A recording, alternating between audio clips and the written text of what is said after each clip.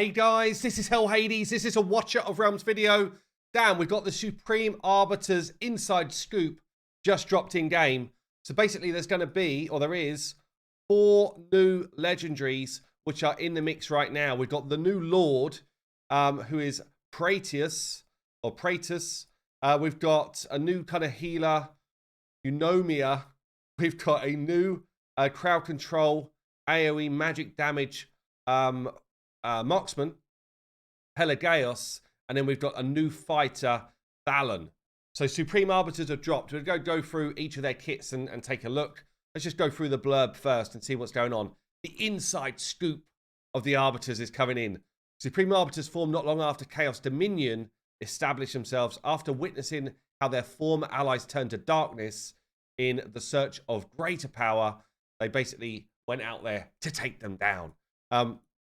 Got their logo in here. I actually really like this write-up, by the way. They go through each of them and talk about kind of why they're good, which is very cool. Like, gives people a good direction. First faction to allow manual activation of Lord skills. Okay, I like it. Although their deployment costs are high, they serve as core characters in most raids with their high attributes. We'll see that in a minute.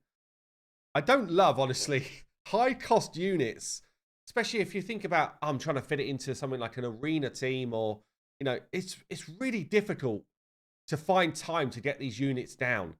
Yeah, Titus is not a good example, but I've got Titus who's a tank and pretty much was ignoring him because he had this cost of 33 or 35 or something. I'm just kind of like, I could get 2 or 3 units down by the time he's down. So I guess we'll see how high these costs are, but that actually puts me off quite a bit. Third point here, not only do they deal true damage, I like this a lot, which performs exceptionally well against monsters with high defense. Feels like there should be a second sentence there. Not only do they, which is good, but like, where's the second bit? Anyway, I've got a couple of true damage beats on my team, and actually it's huge. When you get to like some of the higher level stuff, it really helps to have someone just popping off with true damage. So interested to see how they're bringing that in. Oh, here's the but, I guess. Here's the sort of second sentence. But the Supreme Arbiters also have a unique ability called Radiant Erosion, which generates a synergistic effect when multiple are around. Okay, we'll check that out as well. So they basically talk us through here. Pratus is the Lord. Single target DPS. He's a mage. And linked damage. Let's just go through the Lord skill quick.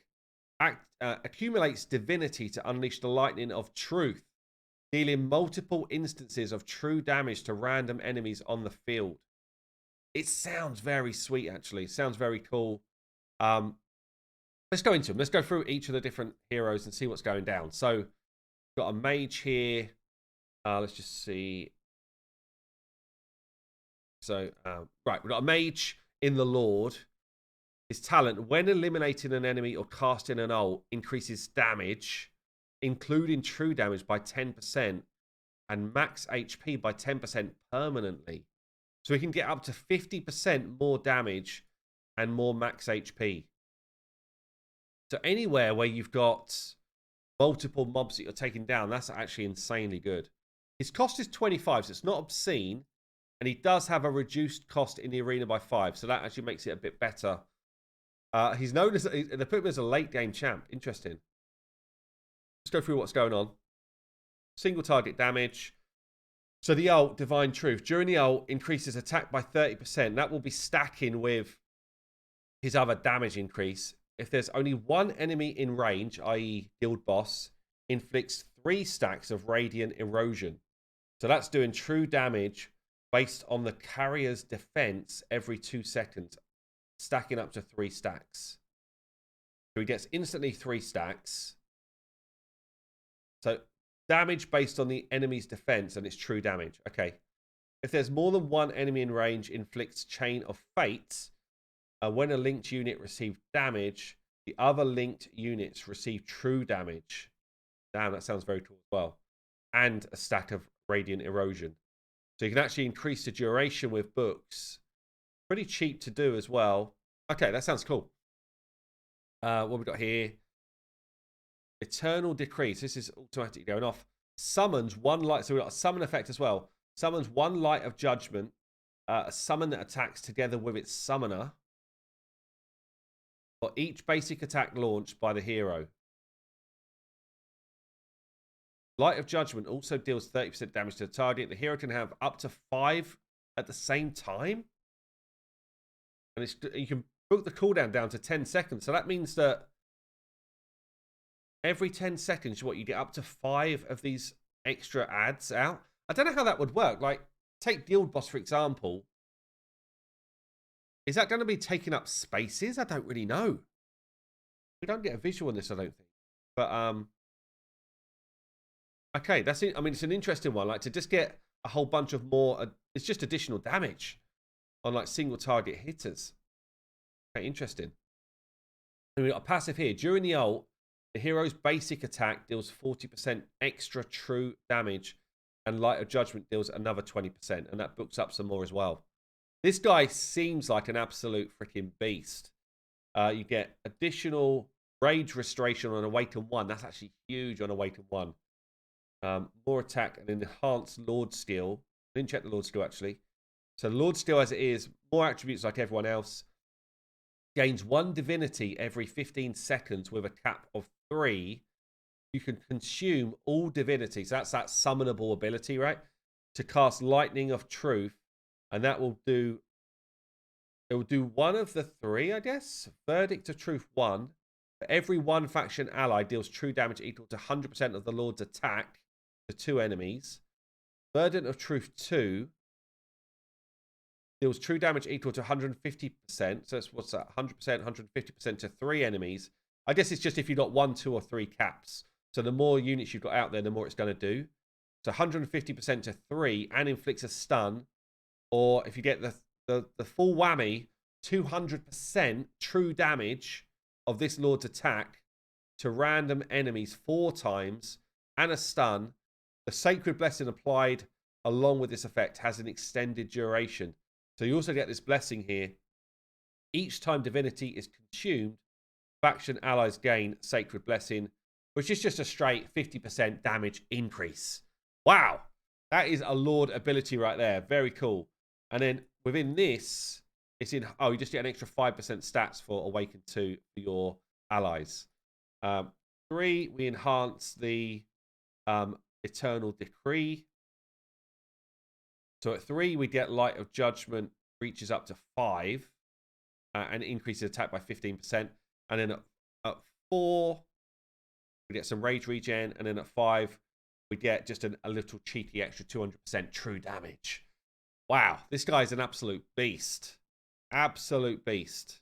Should we take a quick look at his cutscene? Like, I never know the cutscenes when they're going to come in, who I've got. Okay, he's standing on the edge. How do you feel about these, by the way? Like, so for those who don't know, I'm a co-founder of Fateless. Fateless, we are building our own game. Okay, we're building our own hero collector. Do you feel like you get a lot of value from legendaries having their cutscenes? Do you feel like you would get more value if just some have got it because then it feels more special? Or would you just love it on every legendary? Let me know down below. I'd actually love to know that answer. Okay. One down. Let's have a look at Yomia. So we've got a new healer with magic damage. What is she, like a healer stroke damage or not? Is that normal to have healer and mage? Let's have a quick look here. I feel like that's unusual, but I could be wrong. Could be one of those things I've just never noticed. Healer and magic. Okay, it's normal. It's normal. Oh, hey, did you even play this game?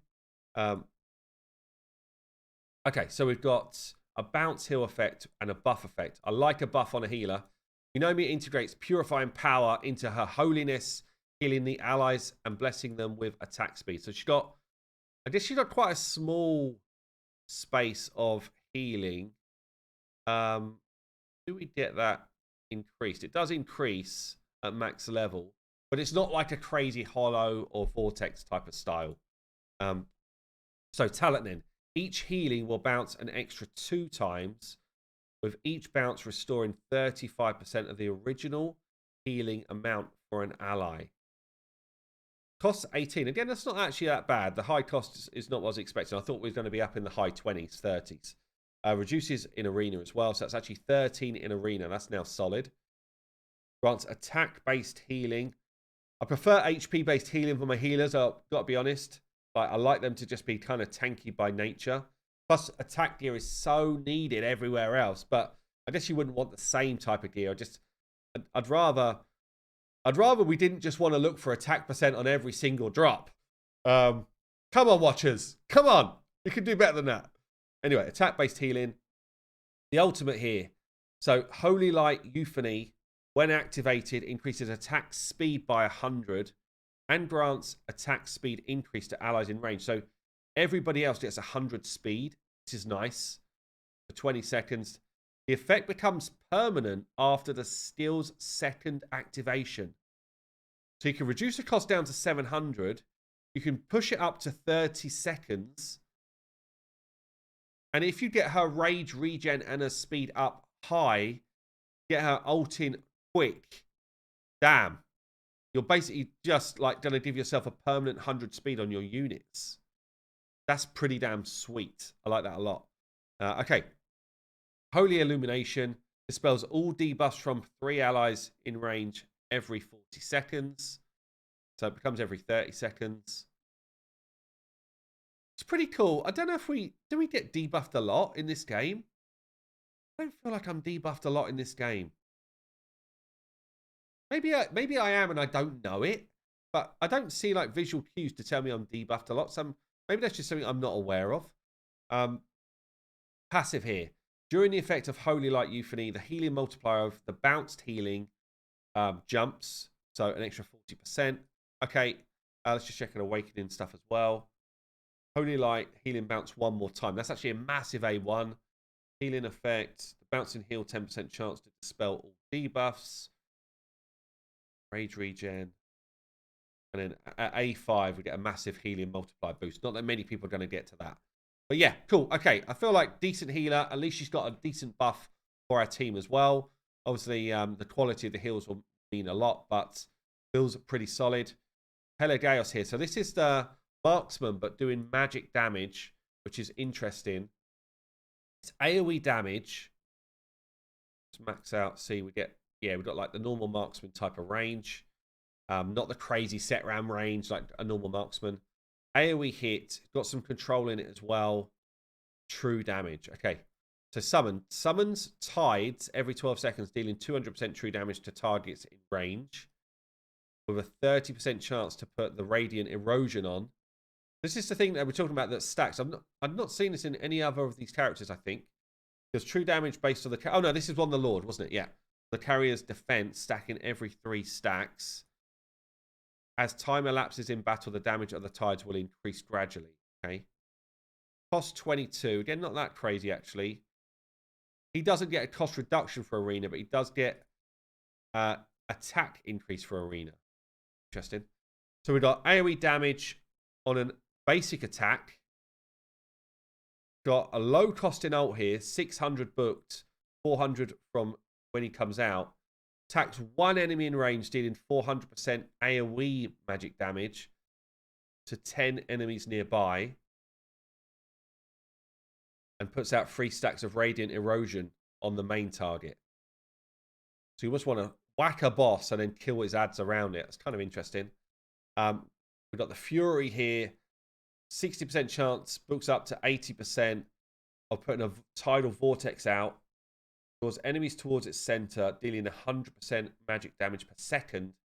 The enemies are inflicted with Radiant Erosion. Consumed 600% true damage. Wow. Definitely want to time that. Well, I don't suppose you can time it, but that would be nuts to get after an ult. Pretty nice. And then Tidal Barrage here. When there are more than 5 enemies in range, 30% chance of casting Poseidon's Fury repeatedly. Is that this one? No, what was that one? That's the ult. When there are more than 5 enemies in range, 30% chance, books up to 40, of casting Poseidon's Fury repeatedly on random enemies. Wow. Is that nuts? This can be triggered at most 2 consecutive times. If there are more than 10 enemies, the trigger chance is doubled. I want to see that in action because that sounds absolutely nuts. That sounds absolutely crazy. We've got additional rage on an A1, attack percent, more targets on the A3 to Poseidon's Fury, crit rate, and then basic attacks got a chance to create tidal vortex for 4 seconds on Awaken 5. I'd love to see this dude in action, honestly. Like, I feel like Gear Raid 3, probably Gear Raid 1 as well. It's just going to be nuts. Okay, let's check out the last one then. Thalon, the Cosmic Guillotine. Guillotine. Guillotine. Long range AoE magic fighter. Okay, let's max this dude out, see what his range becomes. So he's got like hitting through a tank, which I like on a fighter, honestly. I do like that a lot. He's got more damage in the arena as well. So he's got the same cost of 20 for the arena, but does more damage.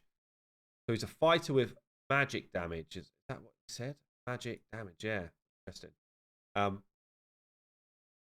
each basic attack has a chance equivalent to 50% of the current rage percentage to turn into a luminous strike, which deals 240% damage on up to 5. So a big AoE smack. He's got 50% damage to 5 enemies on his A1. We've got here the ultimate. What's that? It's going to be a pretty expensive cost, honestly, at 800.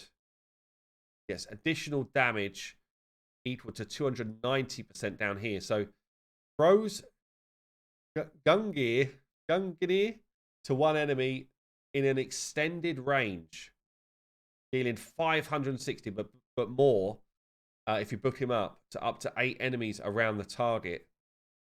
Stay at the target location for up to 12 seconds before returning. How far out does this go? Do we know? How do we see the range of that? Don't know how we see the range of that.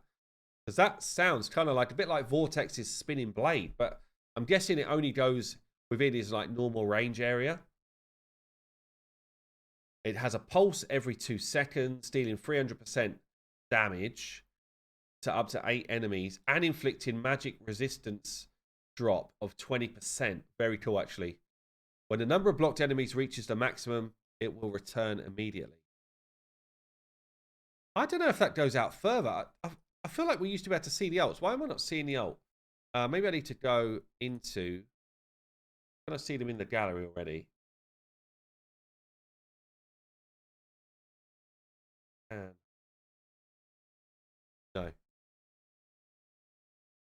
I'm sure there's a way that I can actually see these ults in action, but I'm not sure where it is. Annoyingly. Maybe I can't yet. I'm not sure. Anyway, I'd love to see what this is actually doing. Ruthless Splendor.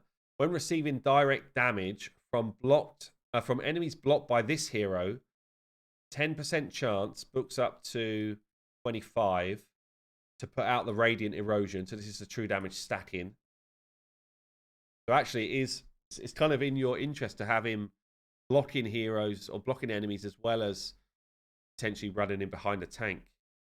He does need to be face to face to be blocking. Interesting. Another passive here in 10 seconds. So it's, after his blade returns, the hero increases attack by, and it stacks up, and inflicts stun with basic attack. And it lasts. It doesn't tell me how long it lasts for the stun, does it? Stunned for 0.5 seconds. Okay. Okay. I mean, again, sounds pretty cool. Be interesting to see these guys in action. On the A1, 25% chance of not consuming the radiant erosion. You kind of want to be stacking these up, so that would be good. Crit damage, enhanced blade throw, penetration up. That's actually pretty massive on Awaken 4. I don't know, guys. What do you reckon? The Supreme Arbiters coming into the game. Obviously, there's 2 that are already around, which are the Valkyra and Constance that have been around, are already in the game. In fact, I've already got Valkyra. I wonder if they've updated her in any way. Not built mine out yet. Where's my Valkyra? Does she now have anything to do with this kind of like radiant erosion thing? Doesn't seem to. So I don't know if they're going to update that. That would be cool if they do. But yeah, let me know what you think of the Supreme Arbiters. Any which you particularly really want, let me know down below. Anyway, I've been Hell Hades. I'll see you soon.